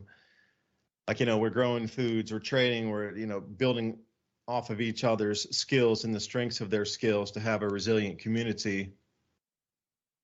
I mean, if the collapse comes in at the end of the year, you're not going to have a choice whether you want to deal in that world or not. It's going to be here.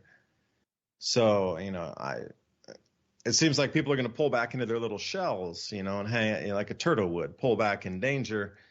Instead of communities coming together, I think people are going to pull back in their individual family units, unless they're super tight and they already have the plan and they're all living together on their family lands or whatnot and getting used to the idea already. Otherwise, I just don't see it in a matter of weeks or so, months, or it'll be a several week event. And then boom, everybody's supposed to be a community and work together and grow their own food. It's just, there's going to be a huge transition period there. Huge. And it all begins now. And when, so the timeline would be, there's going to be much more awareness to the general public about what's not being grown in American fields as they start doing crop tours. Now, I'm thinking that they're going to run with the news of fear and be like, oh, it's so short, we're not going to get very much food. And they're going to build up into, like you said, coming into the winter, Ransom, you were talking about, hold on, the expensive food, or how expensive food is.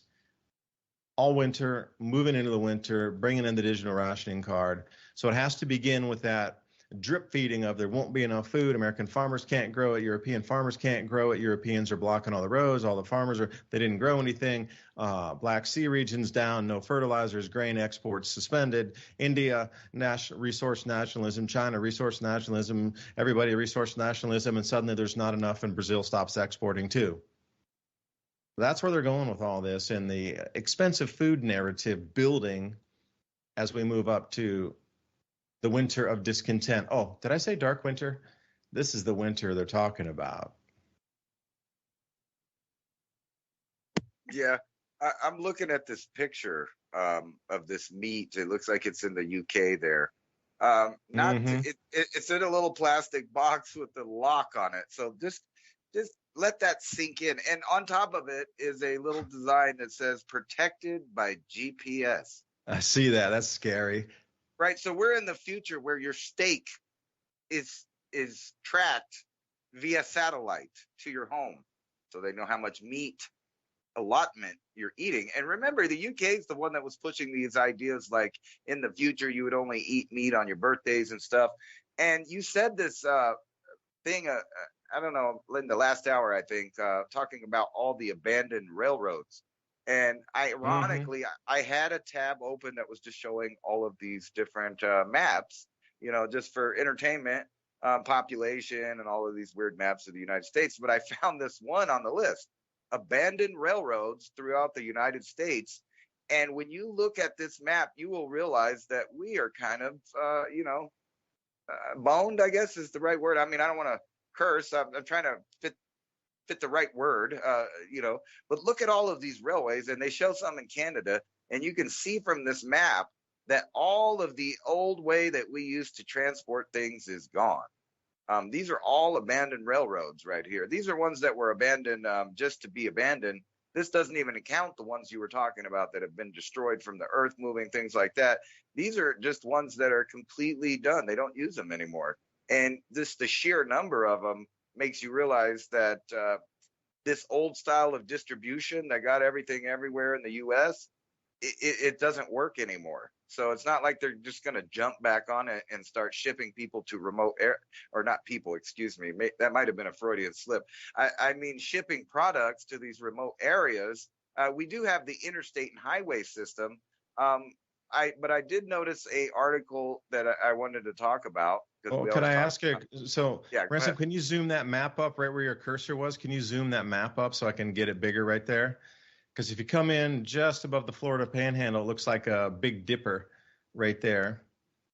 Let me see about that. Yeah, if you could zoom in on the map, there it is. So it looks like a Big Dipper right in the center there. So it looks like a little regional. Imagine that's a 200-mile regional railroad where they were delivering some sort of mining supplies or food from one area to another. Because what I'm looking at there is, the traditional story would say that they were abandoned because they were trying to go to a wider gauge track and all that. But the sheer number of those, and if you go up a little further and you'll see something that looks like a little dipper or a Big Dipper right up off the panhandle of Florida up there. It's its own little thing, a little bit further south, right around where Tennessee would go left there, go west there, go west more. And then go straight up north, and you'll come to that feature I'm talking about.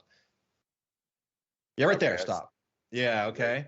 So it looks like it's a regional railroad of small gauge track that was moving from, let's say, somewhere around Memphis through Little Rock, Arkansas, and then it was over into Georgia as well. And it looked like they went through 4 states there, but it was its own regional little square railroad that it probably covered, 200 miles of track at most, but it was a regional setup track going from point A to point B to point C, D, E, F, and then it did the loop again, just around there using railroads.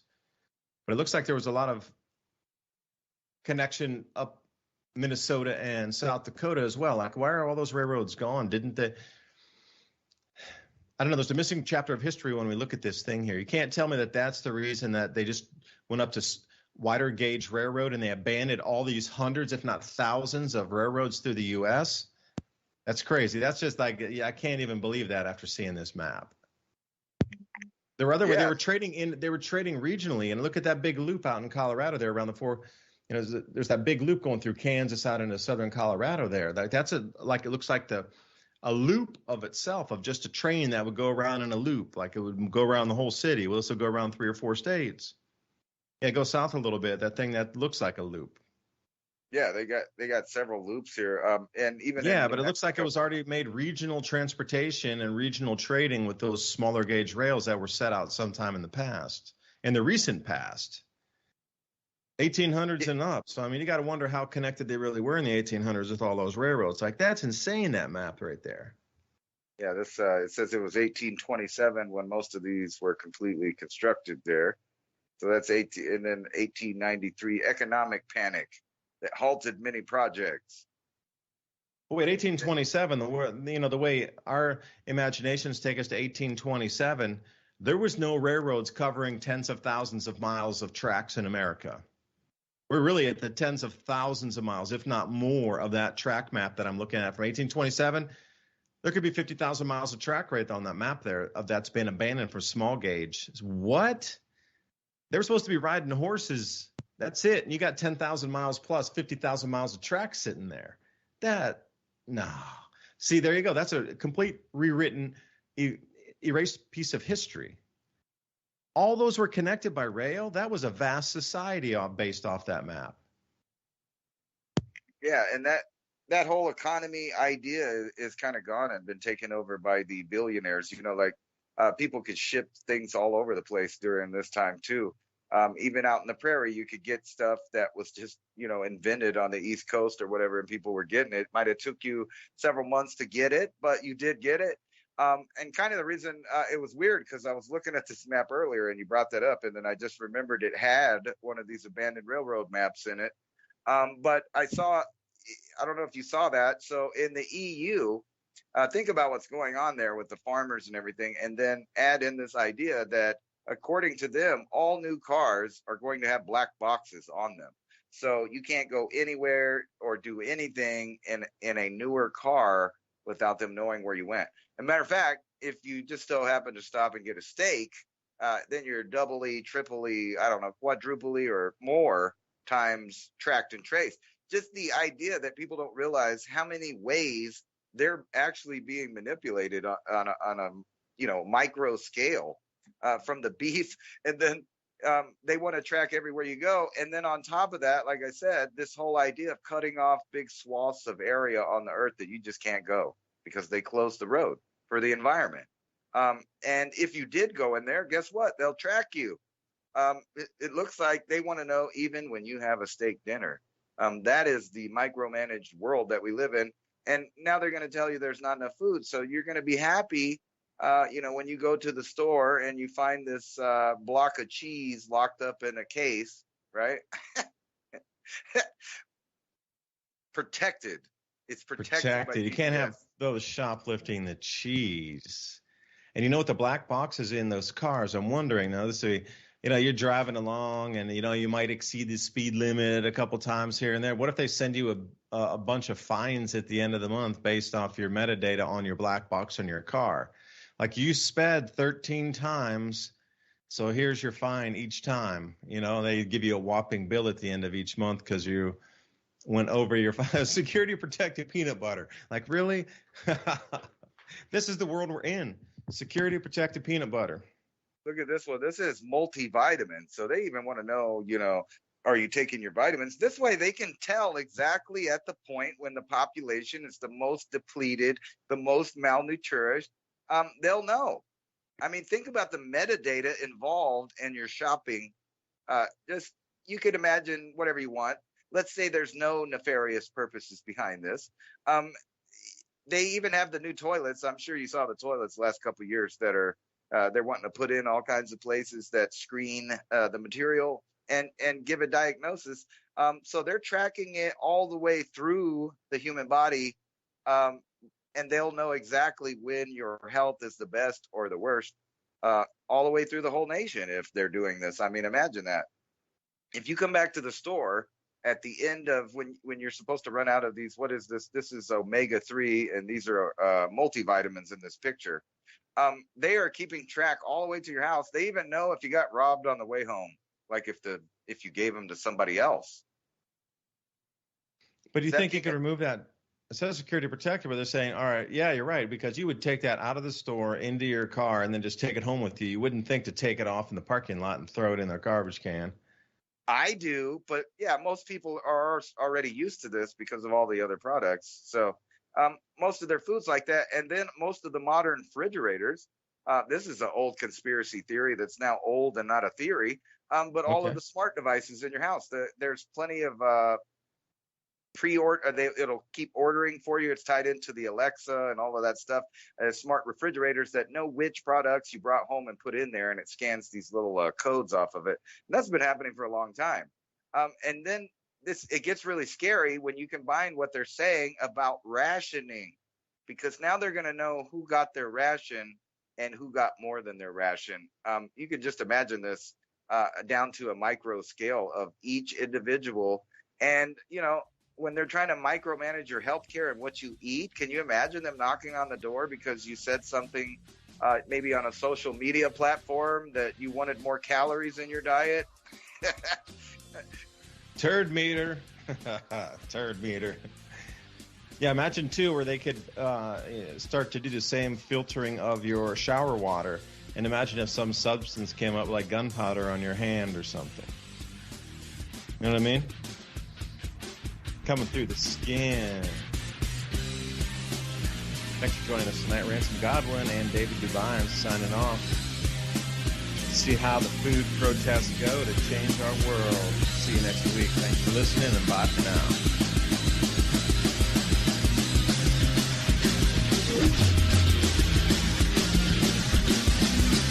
Thank you for listening to